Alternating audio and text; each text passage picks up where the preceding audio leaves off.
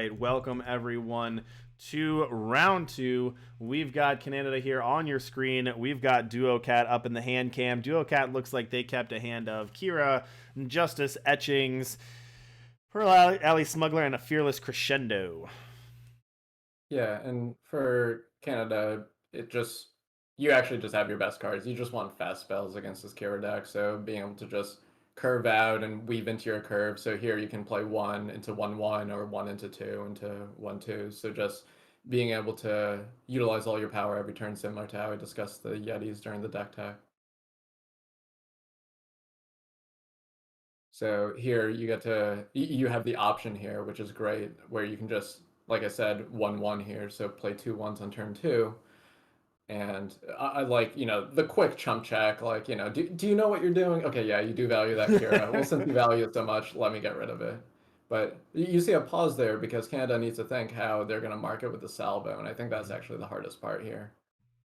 Grab Backlash there, negate an enemy spell. Other options were Ice Bolt, Incendiary Slagmite, and Rampage, and I like the invasive species in the market as well. Yeah, so getting the backlash means that Canada is trying to play around, say, like a safer turn. I'm getting up the Duocat deck list right now just to make sure I know what I'm talking about. Duocat went and grabbed Stand Together from the market there. Okay, yeah, being able to backlash, that's pretty good. So Yeah. the problem with getting backlash is like it has some pros and cons. The con really being the crafty occultist. It's not the best combo with that when you're trying to just dump out your hand. I think I would have liked either not marketing or getting an ice bolt, but Canada kind of putting their own spin on it and just saying, hey, if I can just pressure your units efficiently, then when you play your last unit, I can stop it with this backlash. And also, a crafty occultist with flying is pretty big game if it comes down to that.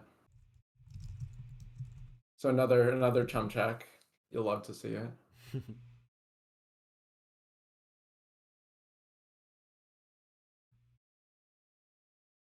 Yeah, so having these extra powers lying around isn't ideal, but ultimately just having enough removal spells and Duocat kind of playing a little bit more of an aggressive role. So Yeah. understanding, oh sorry, you go. No, go ahead. So Duocat understanding, hey, I have no protection, and I know that you're pretty likely just fire it off.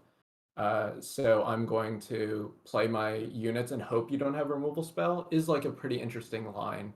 Kind of just willing to concede the times that there are removal spells, but when there's not, you can pull very far ahead by just if it's Kira chaining these spells, and if it's by the Pearl Abbey or the smuggler, you're able to just have something too big to deal with.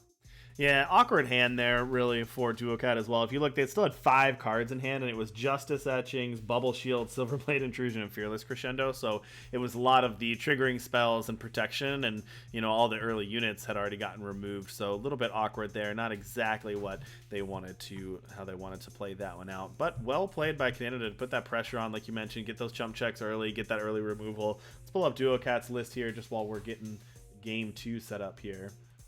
Yeah, so it's pretty interesting to be playing the time instead of the primal that you would see in Kira. One thing that you gain from it is you have more units that are actually good at killing your opponents. So you have the Alessi, you have the Smuggler, and you have the usual cast of characters. And then you have more things that target your units. We're not seeing many, say, Tokas to really punish you from playing more effects that target your own things and just really being able to take a more aggressive slant with what you're trying to accomplish. Like you could Predator's Instinct your card and then kill or something, pause for reflection it, kill it again.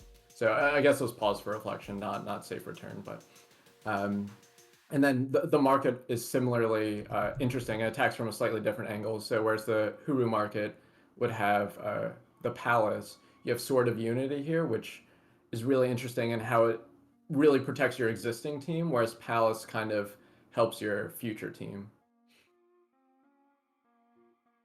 Yeah. And yeah, that's pretty much it. You still see the normal cast of characters in the Kira, Ikaria, Hojin, and Envoy, and I guess I just subscribed, so I was gonna say that was kind of impressive that you were able to subscribe like mid sentence.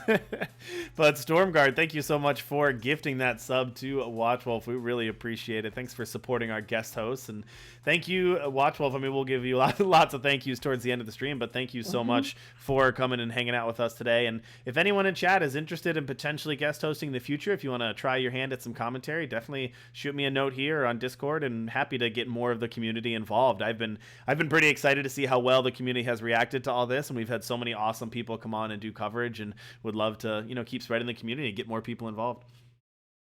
So I really like Canada choosing to start with the Pyro Knight. Like even if you do draw Charge Chain Flail, you don't really want to play it on 2 per se.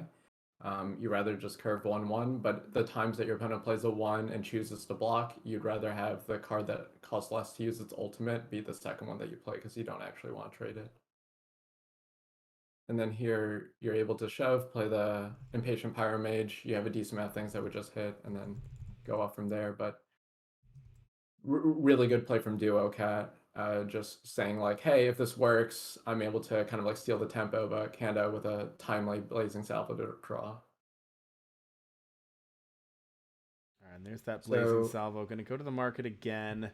Reminder again, those options are Backlash, Ice Bolt, Incendiary Slagmite, and Rampage. Yeah, just get Ice Bolt. But definitely with a different plan than mine, which is pretty sweet to see. Gonna grab Backlash here. Oh, wow. Get the flail. Nice. Love to flip a free card off of that. Yeah, so Canada really taking a chance there because 1-drops are the only ones you're able to play, and they all are the units and the flails. So meanwhile, you could wait a turn to get more value, but being able to develop the 2/2 puts your opponent under more of a time pressure and really getting paid off with that flail. Yeah, that actually worked out really well for Cananada there. Now, Lord Stairs Tower and Kirin Ascendant there was the draw for Duocat, but under a lot of pressure here. Now, a good timely Lord Stairs Tower could actually shrink Canada's board quite a bit.